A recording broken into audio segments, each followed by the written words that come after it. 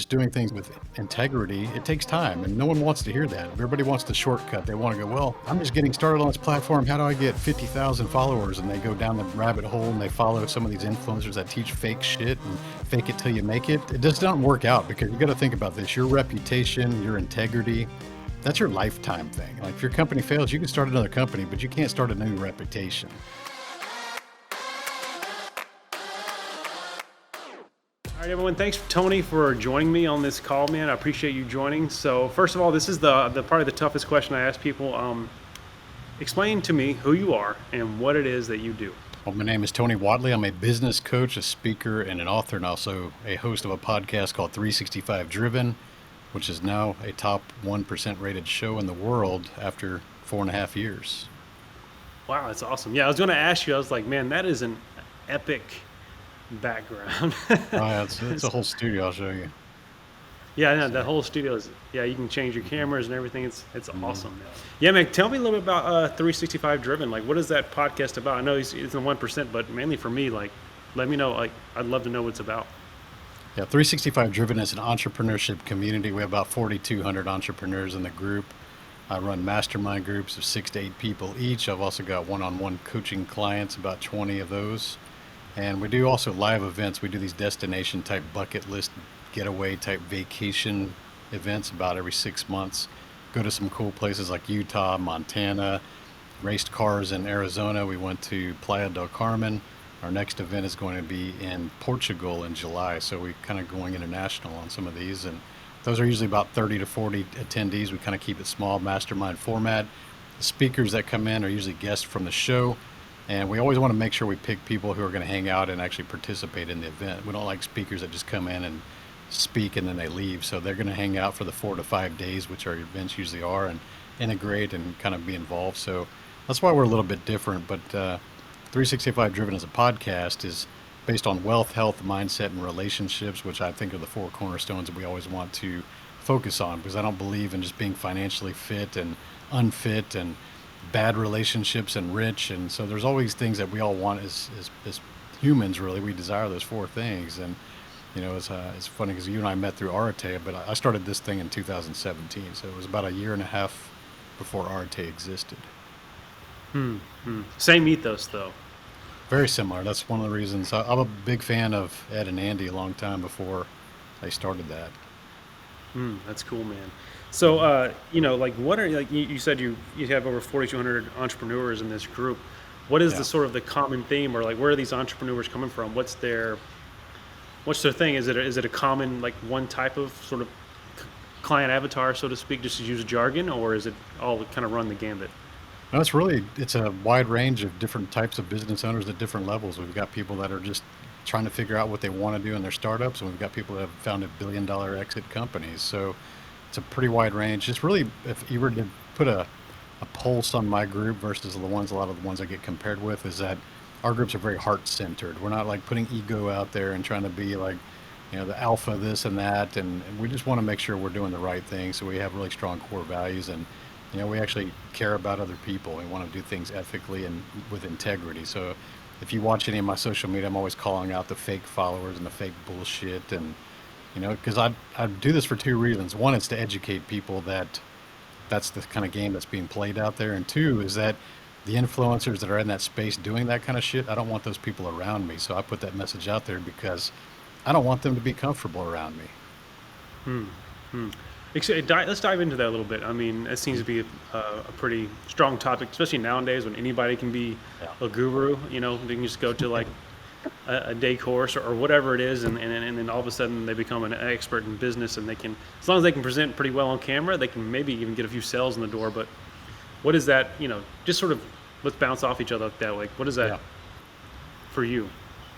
So there, yeah, I was very fortunate to start my first company in 2001 and exited for a few million in 2007. So that was actually pre-Facebook, pre-Instagram, which was 2008, 2010, respectively. And YouTube was just kind of getting kicked off around the time I sold my company. So we didn't really have the benefit of social media to get out there and get in front of people. So we were really good at building brands and building processes and systems, putting the right people in place to scale companies. So anybody that's built a company pre-social, and especially if they've survived through 2008, 2009, which is technically our last recession, or national recession, you really haven't learned how to recover and do things like that in business. So we saw a lot of people in the space just going out there and becoming very financially successful by selling courses and programs and things like that. But a lot of these coaches and the people that are out there building these communities became rich because of their group, not because of the things they achieved before the group existed. So that's Mm. why I'll join groups like Arte Syndicate, where Ed and Andy are very financially fit. They've done a lot of amazing things before they even decided to coach.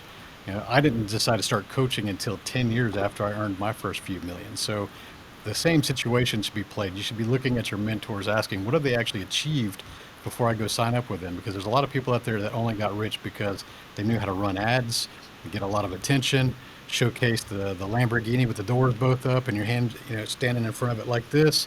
And I get Hmm. it, that attention was very, luring for a lot of people because they just wanted that kind of lifestyle in their life, but they didn't realize that buying those 997 courses or $10,000 courses is what's funding that. There was really no substance behind that other than someone that's like banging a drum really loud and making a lot of noise. Hmm.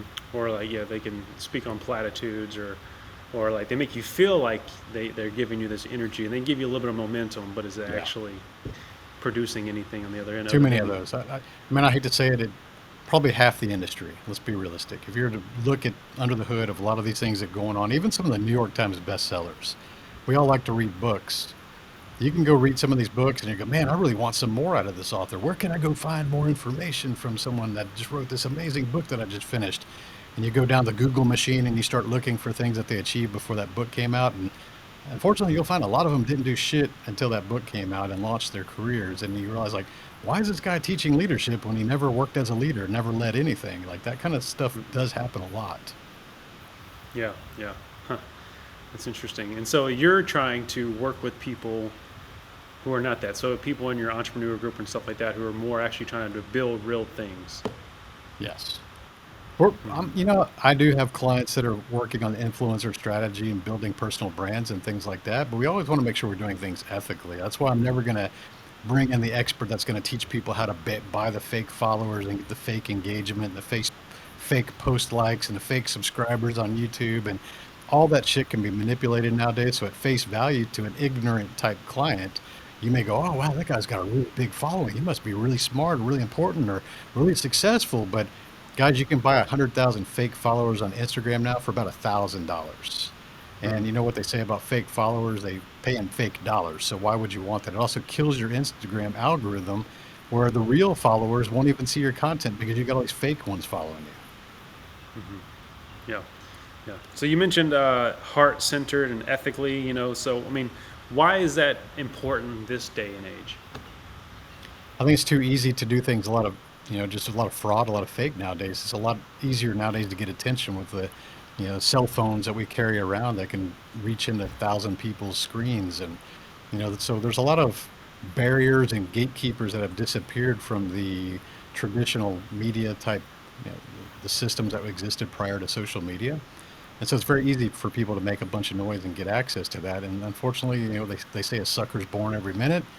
Those things, people fall for that. People lose thousands of dollars, sometimes tens of thousands of dollars because they trust what they see. So, when we think about that, just doing things with integrity, it takes time, and no one wants to hear that. Everybody wants the shortcut. They want to go, well, I'm just getting started on this platform. How do I get 50,000 followers? And they go down the rabbit hole and they follow some of these influencers that teach fake shit and fake it till you make it. And then it just doesn't work out because you got to think about this. Your reputation, your integrity, that's your lifetime thing. Like you can start new companies. If your company fails, you can start another company, but you can't start a new reputation. So I see a lot of Hmm. times people just are misled by these false leaders out there doing fake shit, and they learn about why there was a big mistake maybe a year, 2 years down the road, and they realize like, damn, like I burned my reputation. So, the Hmm. seat at the table things that we want to hear, they realize that they're sitting at a table with a bunch of frauds and fakes just like themselves, and they go, man, this is not the table that I wanted to be at. I didn't think these people were all like that. They were trying to teach me to do what they did. And yeah, they taught you exactly what they did. So in the world of integrity and business, you think about this. It's a lifetime game. It's not about building an influencer strategy and trying to be famous. It's about what do I want to do to create value in this world that will last the rest of my life. Huh. Man, you hit a lot of notes there because I've been kind of struggling with that on my end. Like, because I've had a, I haven't like sold companies for millions or anything, but as far as like what I've been doing in my career, I feel like I've, had a pretty good amount of success, at least as a creative. I've been doing the world of video production for about 18 years now, and you know you you see other people who are just now coming on the scene, or they're not as good as you, but they have a bigger following. And of course, you have like the comparison trap thing going on, Always. obviously. But at the same time, I'm like, you know, but what they're building, is it as you mentioned integrity, but is it actually as sort of authentic as what I'm building? Because I actually have the real experience, whereas they have they know how to get attention online. A lot of Um, marketers. A lot of marketers are yeah, out there.